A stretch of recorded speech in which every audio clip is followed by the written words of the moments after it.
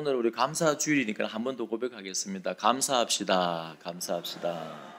예, 감사합시다. 예.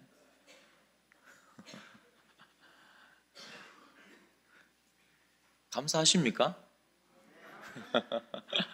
예, 우리 마음 가운데 감사가 회복되었으면 좋겠습니다. 하나님께서 이제 성경에 보면은 명령을 내립니다. 감사해, 감사해.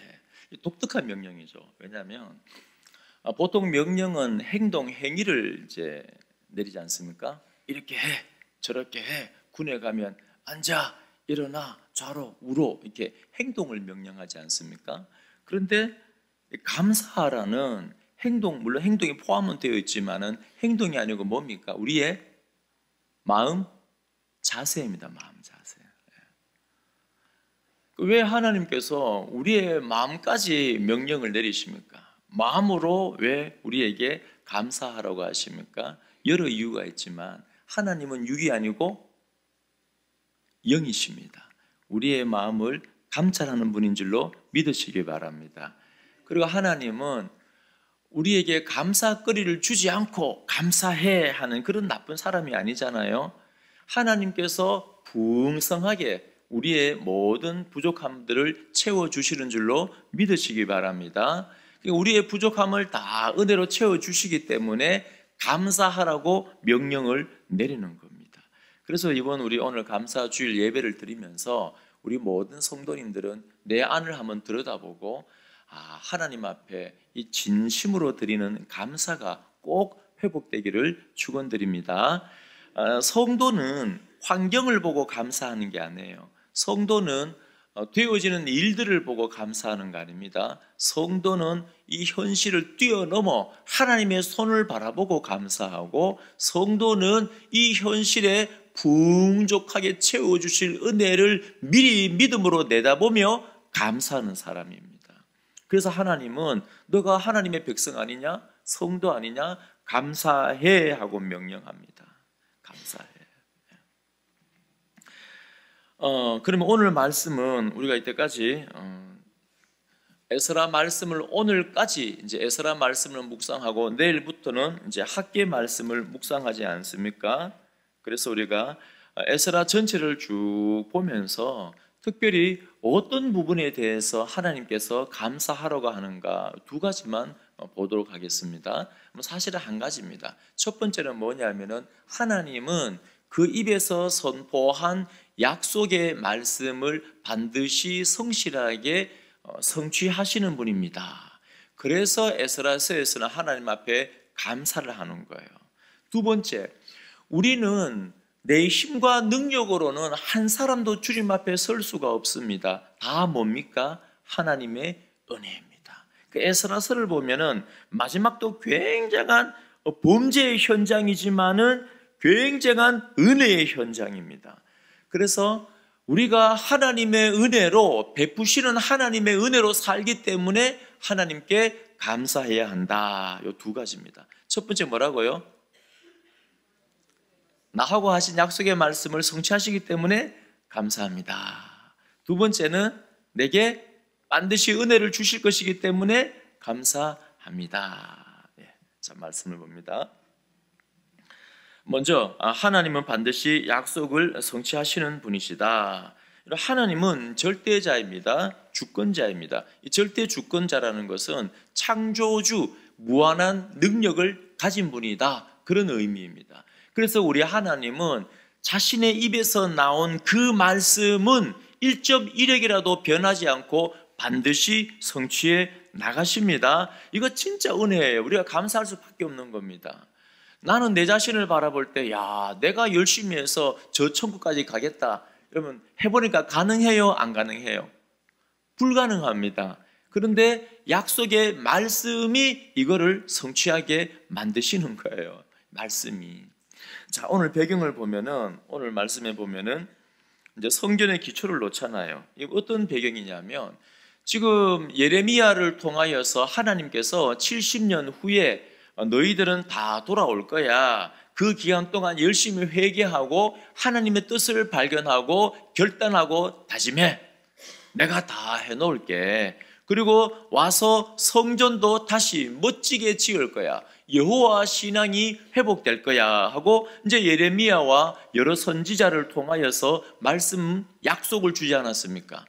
그런데 여러분들, 우리가 만약에 이스라엘 백성이라고 하면 상상해 보십시오. 70년이면은 두 세대 지났지 않습니까? 이 땅에서 이제 태어났어요. 그런데 이 대제국 바벨론이 무너질 기미가 보이질 않습니다. 어느 날 이 바벨론이 막 흔들려요. 메대 바사 연합국하고 막 전쟁한다는 소문이 퍼집니다. 그리고 시간이 지났는데 와, 바벨론이, 그 거대한 제국 바벨론이 무너지는 거예요. 그래서 사람들은 야, 진짜 하나님께서 우리를 돌이키시고 약속을 지키시려고 하는가. 그런데 그 바벨론보다 더 막강한 페르시아가 떡하니 버티고 있는 겁니다. 그런데 어떻게 이 모든 것을, 이 페르시아를 무너뜨리고 하나님께서 약속의 말씀을 지켜나갈 수가 있겠습니까? 우리는 환경을 보고 우리가 자꾸 믿음을 못 가지는 게 뭐냐면, 이 현실을 보면은 이 대적이, 사단 마귀가 막 공격하고 나를 힘들게 하고 내 감정을 흔들거리게 만들고, 이런 현실을 보면은 우리는 어떤 마음이 생기냐면은, 하나님이 내게 주신 이 약속의 말씀, 성령을 보내주시고 중생하게 하시고 하나님의 자녀로 만들고 제자로 살아가고 나를 통하여 영광스러운 하나님의 일을 해 나가신다는 이 놀라운 약속을 우리는 자꾸 붙들지 못하는 거예요. 이 현실을 바라보니까 그렇지 못한 겁니다. 그런데 우리 하나님은 아주 세밀하게 계획하시고 움직이시고 반드시 나를 향해 주신 이 약속의 말씀을 지켜가는 분이신 줄로 꼭 믿으시기 바랍니다. 그럼 우리는 감사한 거예요. 어떤 일이 일어나느냐? 갑자기 고레스가, 이 페르시아의 고레스가 칙령을 내립니다. 칙령을 내리는데 어떻게 합니까? 예루살렘으로 유다인들은 돌아가라. 그냥 돌아가지 말고 모든 보물들을 가지고 돌아가라. 이 명령을 내리는 거예요. 근데 우리가 생각할 때 이 성경을 가만히 보면은, 여러분, 이거는 사람의 관점에 바라보면 말도 안 되는 내용입니다. 왜냐하면 여러분, 페르시아의 왕이 고레스가 지금 자기 제국에 몇백 개의 민족이 있습니다. 그런데 그 몇백 개의 민족 중에서 그 자그마한 유다 민족을 뭐 특별하게 사랑한다고, 야, 너희들 가서 성전 재건해라, 내가 보내줄게, 그냥 보내줍니까? 느부갓네살 왕이 갖고 온 성전의 모든 보물 기물들 다 갖고 가라. 여러분, 어떻게 해서 이런 일들이 일어납니까? 불가능한 일이죠.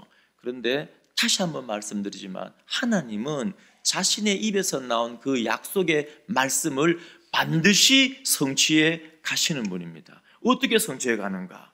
에스라서 딱 펼치자마자 1장 1절에 이런 말씀 나옵니다. 바사왕 고레스 원년에 여호와께서 예레미야의 입을 통하여 하신 말씀을 이루게 하시려고 바사왕 고레스의 마음을 감동시키심에 그가 온 나라에 공포도 하고 조서도 내려 이르되. 자, 하나님이 어떻게 이 일을 이루어 가십니까? 어느 날 갑자기 이 페르시아 왕 고레스 마음속에 하나님이 그 마음을 만져요. 하나님은 사람의 마음을 주관하는 분입니다. 하나님께서 그 마음을 만지는데 성경에는 감동을 시켰다. 이 감동이 뭐냐 하면은 우르, 이 말이 깨운다, 분발시킨다, 움직이게 한다, 그런 의미입니다. 그러니까 하나님께서 그 몇백 개의 민족 가운데 고레스야, 너는 유다 백성을 사랑해. 그리고 유다 백성 포로들 이 나라에 있으면은 참 경제적으로 도움이 되겠지만 다 보내. 그냥 보내지 말고 성전의 기물을 가져온 거 다 줘. 누가 시킵니까? 하나님께서 마음에 감동을 주니까 이 마음이 이 깨우침을 받는 거예요. 하나님에 대해 아는 마음이 생기는 겁니다. 감동이 있으니까는 유다 백성을 사랑하게 되는 거예요. 다 보내주는 겁니다. 고레스만 감동을 받은 거 아니에요?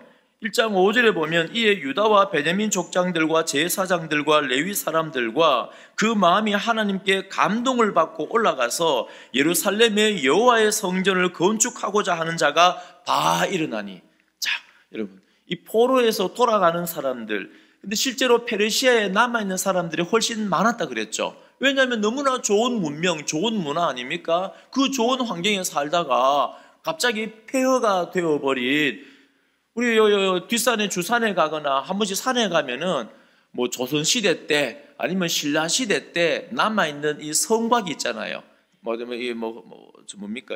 흙으로 만든 성토도 남아 있고 돌로 만든 성토도 남아 있고 조금씩 남아 있어요. 남아 있는데 지금 예루살렘에 가면 그런 식으로 성터만 남아 있습니다. 잡초가 우거지고 거기에 뭐 경제 활동할 곳도 없습니다. 그런데 어느 누가 이 페르시아에 살다가 이 예루살렘에 돌아가겠습니까? 미래가 보장되지 않는데, 미래가 불안한데. 그런데 누가 갑니까? 누가 갑니까? 남은 자가 가는데 하나님의 마음에 감동을 받은 자가.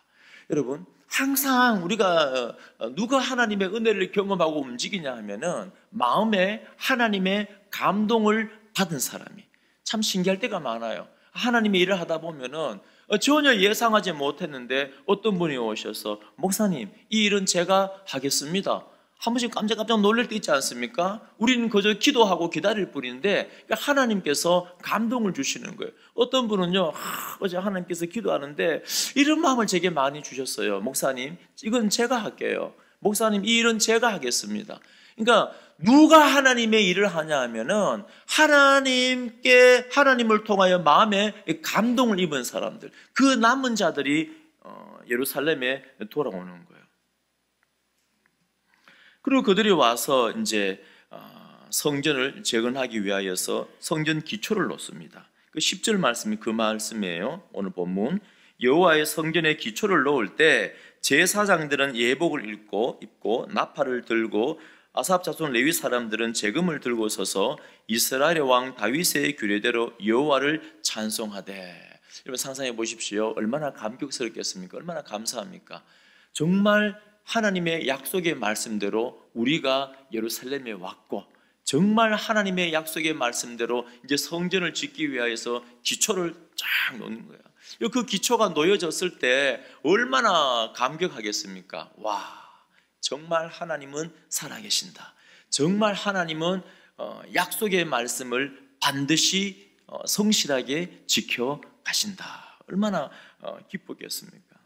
그렇게 찬송하니까 11절에 백성들이 찬양으로 화답하며 여호와께 감사하여 이르되 주는 지극히 선하심으로 그의 인자하심이 이스라엘에게 영원하시도다 하니 모든 백성이 여호와의 성전 기초가 놓임을 보고 여호와를 찬송하며 큰 소리로 즐거이 부르며.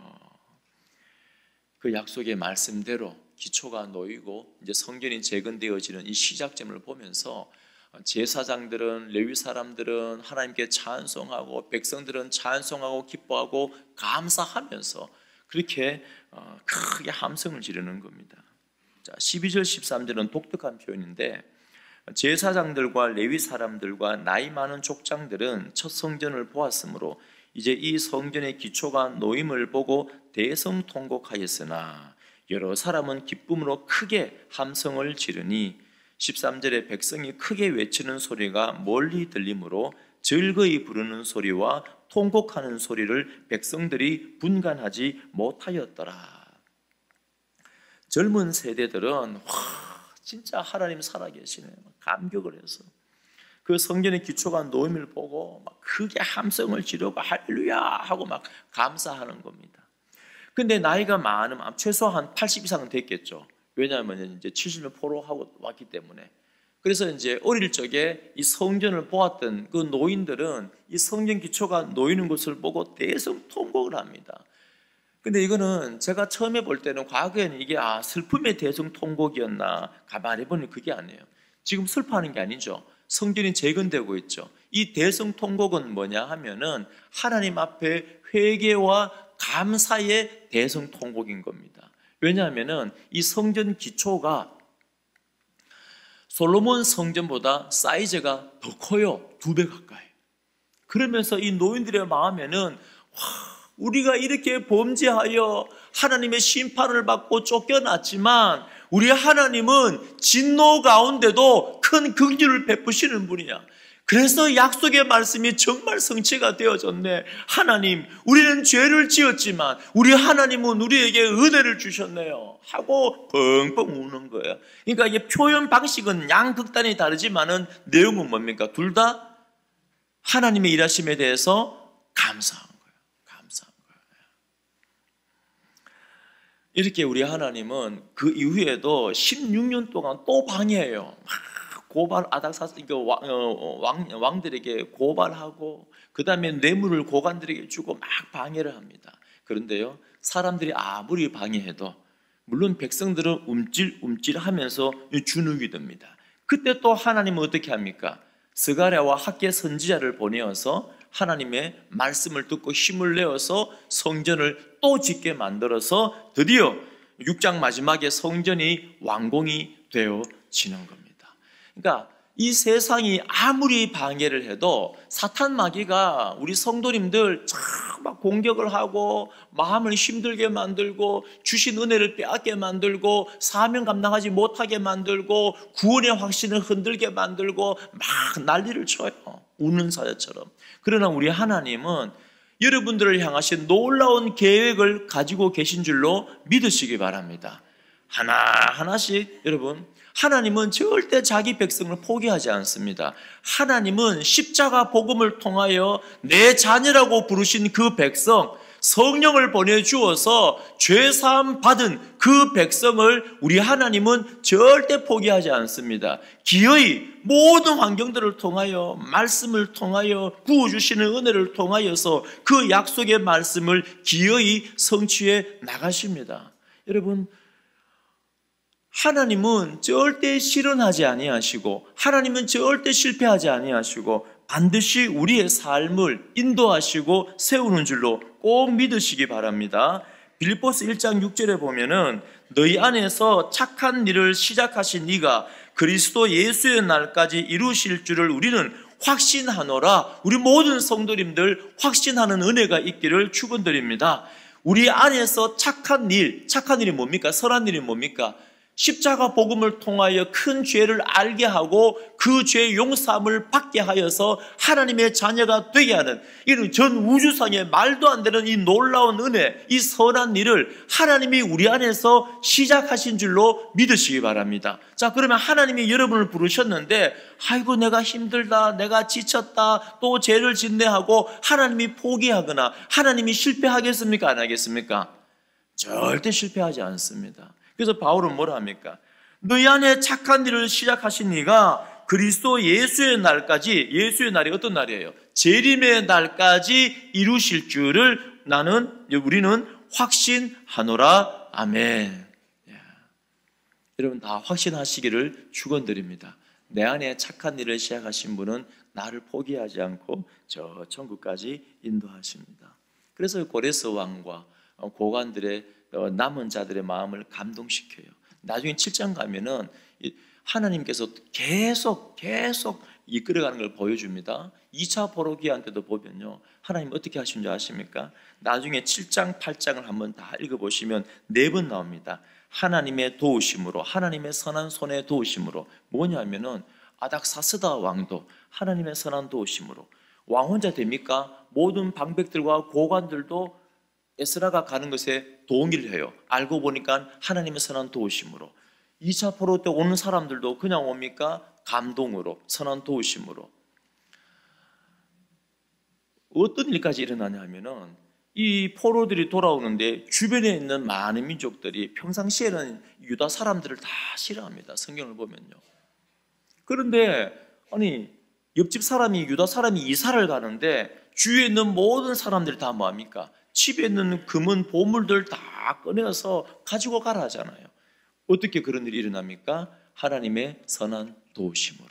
그러니까 하나님의 선한 도우심으로 하나님의 약속의 말씀들이 하나하나 이루어져 갑니다. 여러분들 옆집 사람 아무리 옆집 사람이 친하고 아쉬워도 뭐 밥 한번 먹고 인사하고 참 그렇지 손 한번 잡아주지. 여러분 옆집 사람이 이사 간다고 집에 있는 막 이 보물함을 꺼내서 막 주고 막 그럽니까? 그렇지 않잖아요. 누가 하신 겁니까? 하나님의 선한 손에 도우심으로. 그 사랑하는 성도님들, 우리가 왜 감사해야 되는가? 오늘 이 본문에 이스라엘 백성들이 왜 감사했는가? 바로 하나님의 선한 도우심으로 우리가 돌아오게 되었고, 그 약속의 말씀을 성취하기 위해서 모든 사람을 감동을 시키고 환경을 바꾸어 가시고 만들어 가시고 성전을 짓게 하셨습니다. 그래서 여호와께 감사하였습니다. 여러분들, 이제 우리 모든 성도님들 마음속에도 동일한 마음이 있기를 원합니다. 우리가 현실을 보면은 감사할 제목이 안 나와요, 별로. 그런데 하나님께서 내게 주신 이 약속의 말씀, 하나님의 자녀로, 구원의 자녀로, 사명의 자녀로 내게 주신 모든 일들을 이루어 가시는 그 하나님의 손길을 우리가 신뢰하면서 반드시 약속을 성취하시는, 나를 통하여 약속을 성취하시는 그 하나님 바라보면서 여러분 기대하십시오. 감사하는 우리 성도님들 되시기를 축원드립니다. 그렇다면 내 자신을 바라볼 때는 감사가 안 나오고 기대가 안 되지만은 내 인생을, 내 마음을 꽉 붙잡고 하나님의 계획을 이끌어 가시는 그 선한 하나님을 바라볼 때는 우리는 감사가 나올 수밖에 없습니다. 자, 두 번째는 무엇 때문에 감사하는가? 맨 같은 내용입니다. 하나님이 우리를 인도하시기 때문에 감사한데, 어떻게 인도하냐면은 하나님은 은혜로 우리의 삶을 인도하십니다. 은혜로. 에스라가 나올 때 이제 7장 28절에 보면 제가 읽어드립니다. 나로 왕과 그의 보좌관들 앞과 왕의 권세에 있는 모든 방백의 앞에서 은혜를 얻게 하셨도다. 그러니까 하나님께서 하나님의 우리를 인도하시긴 인도하시는데 어떻게 인도하냐면은 하나님의 놀라운 은혜로 인도합니다.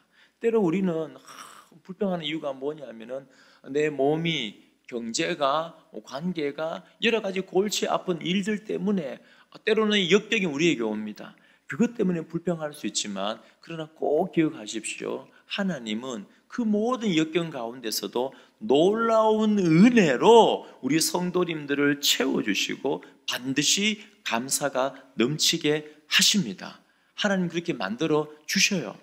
그래서 바울은 많이 경험했잖아요. 바울은 참 헐벗음에도 처하고 배고픔에도 처하고 매도 많이 맞고 파손도 당하고 사람이 당하는 고통은 참 많이 겪었습니다. 그런데 바울이 뭐라고 고백합니까? 빌립보서 4장 19절에 나의 하나님이 그리스도 예수 안에서 영광 가운데 그 풍성한 대로 너희 모든 쓸 것을 채우시리라. 아멘. 너희 모든 쓸 것을 풍성함 가운데 채우시리라. 바울은 뭘 경험했냐면 자신은 헐벗었어요. 매맞아요. 배고파요. 그런데 내가 하나님의 일을 해나갈 때 하나님께서는 부족함이 없이 풍요롭게 내 모든 것을 채워주어서, 이런 사도 바울의 사역이 성공했습니까? 실패했습니까? 성공했죠. 너무너무 많은 열매를 맺지 않았습니까? 어떻게 객관적으로 보면은 12사도보다 더 많은 일을 하지 않았습니까? 바울만큼 성경을 많이 기록한 사람이 있습니까? 바울만큼 1차, 2차, 3차 전도 여행을 유럽까지 가서, 로마까지 가서 복음 전한 사람이 있습니까? 놀라운 일들을 했잖아요. 그런데 바울은 여전히 뭡니까? 헐벗었고 매맞았고 도망다니고 힘든 상황 가운데 있었는데 도대체 뭐가 이 바울을 바울되게 했습니까? 하나님의 풍요로운 채워주시는 하나님의 은혜가 바울로 하여금 사명을 감당하게 하고 바울되게 하신 줄로 믿으시기 바랍니다. 그러면 하나님이 바울은 사랑하고 나는 안 사랑합니까? 아니요. 똑같습니다. 똑같아요. 우리 성도님들도 우리가 하나님의 일을 해나갈 때 참 때로는 헐벗을 때 있고 부족할 때 있고 힘들 때 있지만 믿으십시오. 풍요롭게 채워주심으로 반드시 우리의 삶을 통하여 하나님께서는 은혜 가운데 임하시고 하나님의 일들을 이루어 가시는 겁니다. 그 바울은 뭐라고 표현하냐면은 고린도전서 15장 10절에 그러나 내가 나 된 것은 하나님의 은혜로 된 것이니 내게 주신 그의 은혜가 헛되지 아니하여 내가 모든 사도보다 더 많이 수고하였으나 내가 한 것이 아니요 오직 나와 함께 하신 하나님의 은혜로라. 아멘.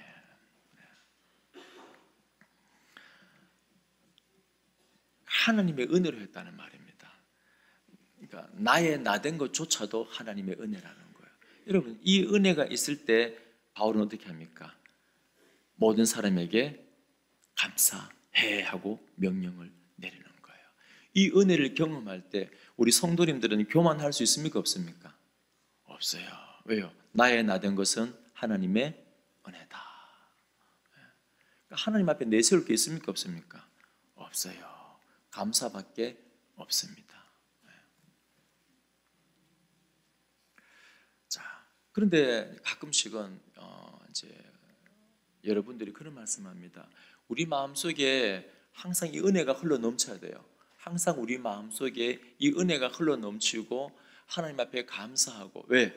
하나님은 풍족하게 부어주신다고 약속을 하셨잖아요.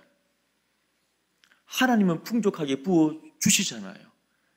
그럼 우리는 그 은혜에 대해서 이 감사하고 그렇게 기뻐하며 사는 게 마땅한 성도의 자세입니다. 자, 그런데 언제 우리가 이 은혜가 감사가 무너지냐면은 여러 경우가 있지만은 가장 큰 경우가 뭐냐면은 큰 죄를 지었을 때, 아니면 그 죄를 반복해서 지었을 때, 그 죄의 영향이 너무 컸을 때, 그때 우리는 하나님의 은혜에 대해서 무뎌지고 마음이 굳어지고 딱딱해지고 감사가 사라지고, 그때부터는 뭐가 돼요? 현실만 보이고 불평하게 되는 겁니다. 여러분, 다윗도 한번 보십시오. 그렇게 성령 충만한 사람이었는데 이 범죄 이후에 어떻습니까? 하나님의 은혜가 안 느껴져요.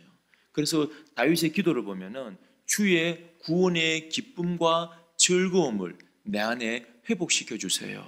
주의 성령을 내 안에서 거두지 마세요. 그러니까 우리가 죄 가운데 있을 때 많은 사람들은 와르르 무너질 때가 많습니다. 우리가 그 범죄함에 사로잡혀 있을 때는 하나님의 은혜가 느껴지지 않고 감사가 사라지는 겁니다. 그런데 어떻습니까? 하나님은 어떤 분입니까? 하나님은 여러분 꼭 기억하십시오. 하나님은 큰 진노 가운데도 큰 긍휼로 은혜로 우리 성도님들을 돌보시는 분인 줄로 믿으시기 바랍니다. 뭘 통해서요? 뭘 통해서? 십자가 복음을 통하여서. 자, 저 보십시오. 하나님은 우리 성도님을 사랑하기로 작정했잖아요. 우리가 죄 가운데 은혜를 경험하지 못하고 무너지고 반복되는 죄 가운데 힘들어하는 거 하나님 다 압니다. 그래서 하나님의 은혜의 최고의 방편이 뭡니까? 예수 그리스도의 십자가입니다. 십자가. 그래서 그 십자가를 통하여서 우리는 어떻게 합니까? 하나님 앞에 다시 나올 수 있는, 죄 용서함 받고 다시 하나님의 은혜를 경험하고 누릴 수 있는 길이 환하게 열려지는 겁니다. 그러니까 하나님께서 우리를 이끄시는 방법은 하나님의 은혜입니다. 은혜. 여기 에스라 이제 7장부터 이제 에스라가 나오는데 에스라가 어떤 마음을 갖고 왔냐 하면은 에스라 7장 10절에 보면 에스라가 여호와의 율법을 연구하여 준행하며 율례와 규례를 이스라엘에게 가르치기로 결심하였었더라. 잠깐 보십시오. 사실 이게 7장, 8장에 9장에 이제 참담한 사건이 나옵니다. 이 범죄함으로. 그런데 참 하나님은 은혜로운 분이세요. 보십시오. 자, 여러분들이 이제 에스라라고 한번 생각해 봐요. 에스라는 어떤 사람인가? 율법을 연구하고 준행하는 사람입니다. 율례와 규례를 가르치는 사람입니다. 그래서 1차 포로기한 때 이제 성전을 지었으니까 이제 그 사람들이 얼마나 열심히 살까? 이제 내가 가서 열심히 말씀을 가르치기로 결심을 하고 하나님의 말씀을 가르칠 때 하나님의 백성들이 힘있게 일어나고 하나님의 나라가 세워질 거야. 그런 가슴 부분 기대가 있습니다. 얼마나 그 기대가 간절했으면은 왕에게 고하고 왕에게 열심히 고하고 그래야 나왔겠습니까? 자, 그리고 나올 때도요, 그냥 나오지 않습니다. 많은 사람들이 그렇게 이제 따라 나오지 않습니까? 자, 그리고 드디어 이제 많은 사람, 이제 에스라가 2차 포로들이 다 귀환합니다. 귀환해서 그렇게 이제 말씀을 가르치려고 봤는데 큰 이제 문제가 이제 일어납니다. 큰 문제가. 자, 9장 1절 보십시오. 이 일 후에 방백들이 내게 나와 이르되 이스라엘 백성과 제사장들과 레위 사람들이 이 땅 백성들에게서 떠나지 아니하고 가나안 사람들과 헷사람, 브리스, 여부스, 암몬, 모압, 애굽, 아모리 사람들의 가증한 일을 행하여 그들의 딸을 맞이하여 아내와 며느리로 삼아 거룩한 자손이 그 지방 사람들과 서로 섞이게 하는데 방백들과 고관들이 이 죄에 더욱 어뜸이 되었다 하는지라. 자, 우리가 만약에 성도님들 에스라라면 우리 마음이 얼마나 참담하겠습니까? 가슴 부푼 기대를 안고 이제 말씀을 열심히 가르치고 제자 훈련해서 교회를 세워가야지 하고 그 부푼 꿈을 안고 그 험난한 여정 4개월 동안이나 열심히 달려왔습니다.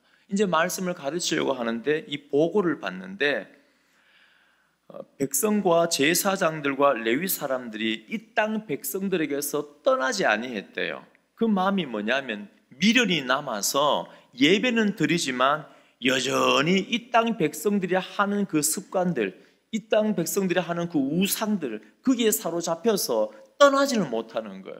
여러분, 예수 믿는다는 것은 제일 중생이 뭐냐면은 예수 믿는다는 것은 우리의 원래의 자리에서 떠나는 겁니다. 죄의 자리에서, 세상의 자리에서 떠나는 거예요. 근데 성도님들 잘 됩니까 안 됩니까? 떠난다고 막 결단을 했어요. 그런데 시간이 지나면 나도 모르게 고개가 다시 옛사람으로 돌아가고 우리는 자꾸 합리화해서 자꾸 못 떠나는 거예요.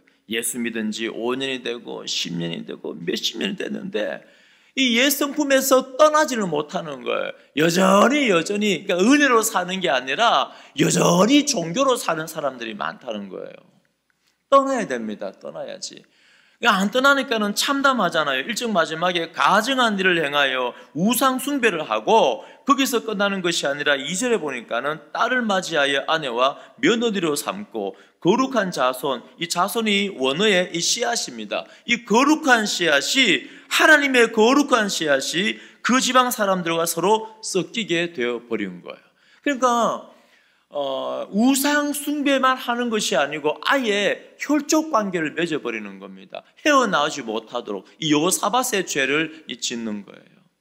그러니까 이 에스라가 얼마나 마음이 참담합니까? 가슴 부푼 꿈을 안고 이제 성전도 재건되었고 하나님이 약속의 말씀, 은혜를 주셨고 이제 말씀으로 우리가 열심히 가르쳐서 제자 삼고 부흥만 하면 돼. 그런 간절한 기대감을 가지고 왔는데 잇들어 보니까는 여전히 세상을 떠나지 않고 미련을 갖고 우상 숭배하며 혼합주의로 가고 있고 게다가 더 나아가서 며느리, 아들, 이방 민족들을 아예 완전 친척으로 삼아버리는 거예요. 혈족으로 삼아버리는 겁니다.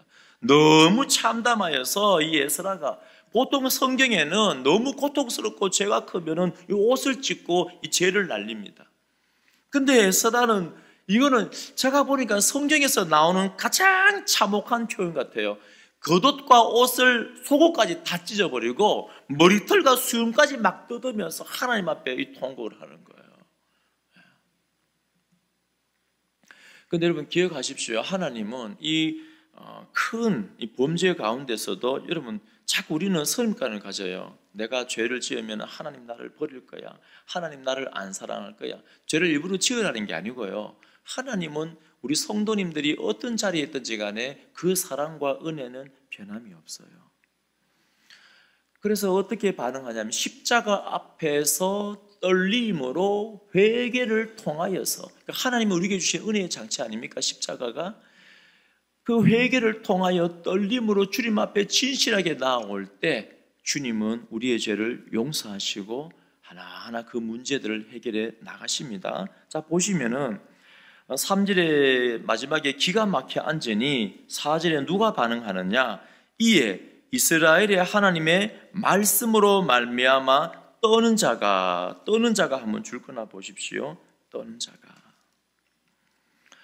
여러분, 이게 하나님의 은혜에 대한 반응하는 사람입니다. 떠는 자, 경외하는 자, 하나님을 두려워하는 자. 우리가 죄를 범하였을 때 하나님의 은혜, 자, 우리가 마음이 굳어져 버리면 죄를 아무리 지어도 여러분 두려워하는 마음이 있어 없어요? 강박하면 없죠. 그런데 하나님의 말씀에 반응하는 사람은 그 죄를 인지하고 하나님을 향한 떠는 마음, 경외심이 생깁니다. 그게 은혜예요. 그 경외심이 생길 때 하나님 앞에 나아가게 되는 겁니다. 그래서 에스라가 혼자 앉아 있는데 이 말씀으로 말미암아 떠는 자가, 사로잡혔던 이 사람들의 죄 때문에 다 에스라에게 모여옵니다. 그리고 함께 앉아서 5절부터 9절까지는 회개의 기도를 그렇게 드리는 겁니다. 그리고 10장 3절도 보시면요, 누가 하나님 앞에 나와 신실하게 행동하는가? 곧 10장 3절입니다. 곧 내 주의 교훈을 따르며 우리 하나님의 명령을 어떻게 해요? 떨며 준행하는 자의 가르침을 따라 이 모든 아내와 그들의 소생을 다 내보내기로 우리 하나님과 언약을 세우고 율법대로 행할 것이라. 이는 당신이 주장할 일이니 일어나소서, 우리가 도우리니 힘써 행하소서. 그 마음에 떠는 자들이 함께 와서 회개하고, 그 마음에 떠는 자들이 그 모든 자녀들을 다 보내고 거룩을 정결을 회복시키고, 그 마음에 떠는 자들이 에스라에게 어떻게 합니까? 강력한 동력자가 되어서 이 일은 당신이 마땅히 주장할 일이다. 일어나세요. 힘을 내세요. 우리가 돕겠습니다. 힘써 행하소서. 그래서 어떻게 됩니까? 물론 이거를 반대하는 사람 많았습니다. 15절 보십시오. 오직 하고 아사의 아들 요나단과 디게의 아들 야스야가 일어나 그 일을 반대하고 무슬람과 레위 사람 사부대가 그들을 돕더라. 아니, 우리가 이웃과 잘 살아야 되지요. 이방 민족이지만 이미 결혼했는데 어떻게 보냅니까? 거룩도 중요하지만은 이미 우리가 혼합이 되지 않았습니까? 이 상황에서 좋은 게 좋은 건데 뭐 거룩이라고 외치고 계획을 하려고 그래요? 그냥 이미 우리는 혼합되었으니까 이대로 삽시다 하고 어떻게 합니까? 반대하는 자들과 그를 따르는 사람도 물론 많습니다. 그런데 누가 죄사함 받는가? 누가 계획을 해나가고 성전을 세우는가? 하나님의 말씀을 듣고 하나님의 그 마음속에 그 말씀을 인하여 떠는 자들, 하나님을 경외하는 자들. 기억하십시오. 우리 모든 성도님들 다 경험할 겁니다. 우리가 죄를 안 지으면 좋은데 죄를 지었을 때 우리의 마음이 무감각해져 버려요. 죄를 짓고 있는데 회개할 의지가 없어. 그 사람은 이미 버림받은 거잖아요. 근데 우리 성도님들 마음이 어때요? 저도 마찬가지입니다. 범죄함 가운데 죄를 지었을 때는 우리 마음속에 어떤 마음이 있어요? 하나님의 말씀을 통하여서 우리 마음에 떠는 마음이, 두려워하는 마음이, 경외하는 마음이 있고, 하나님을 두려워하는 그 마음을 가진 자가 주님 앞에 나와서 회개하고 죄사함 받고 하나님의 일들을 또 새롭게 해 나가는 겁니다. 그 명단이 10장 마지막까지 있고 멋지게 마치는 거예요. 이 일을 실행한 자. 정리합니다. 이제 마칩니다. 우리 성도님들, 우리가 왜 감사합니까? 왜 감사합니까? 하나님께서 십자가를 통하여 우리에게 행하신 이 약속의 말씀은 반드시 지켜 행하시기 때문에 여러분 안에 착한 일을 시작하신 이는 포기하지 않고 실패하지 않고 천국까지 반드시 인도할 것이기 때문에, 그래서 우리는 환경을 뛰어넘어서 어떤 환경 가운데 있든지 감사할 수 있습니다. 두 번째 우리가 감사한 것은 그렇게 인도할 때 내가 볼 때는 부족한 것 같아요. 헐벗고 배고프고, 그러나 바울은 고백합니다. 풍요롭게 부족함이 없이 채워주시는 분이다. 그래서 우리는 감사한 것이고, 또 더 나아가 죄 가운데 우리는 그 은혜를 느끼지 못할 때가 있지만 아니라 그랬죠. 하나님의 말씀을 통하여 떨며 나올 때 우리 하나님 다시 그 은혜 가운데 머물게 만들고 여러분들을 통하여서 하나님의 나라를 세워 가십니다. 그래서 우리 천국 가는 그날까지 감사가 넘치는 믿음의 사람들 되시기를 축원드립니다. 다 함께 일어나 찬송가 384장 찬양 드리겠습니다.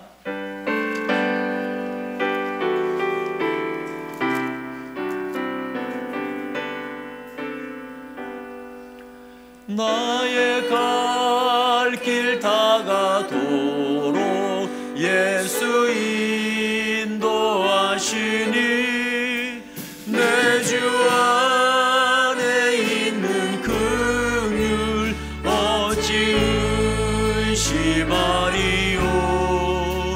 믿음으로 사는 자는 하늘 위로 받겠네. 무슨 일을 만나든지 만사경통하리라.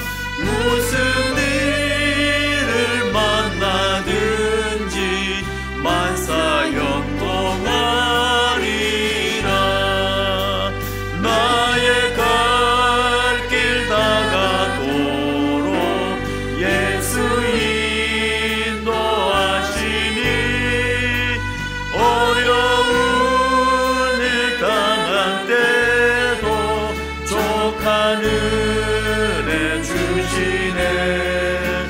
나는 심히 고단하고 영혼 매우 가라나 나의 앞에 반석에서 샘물 나게 하시네. 나의 앞에 반석에서 샘물 나게 하시네. 나의 갈 길 다가도록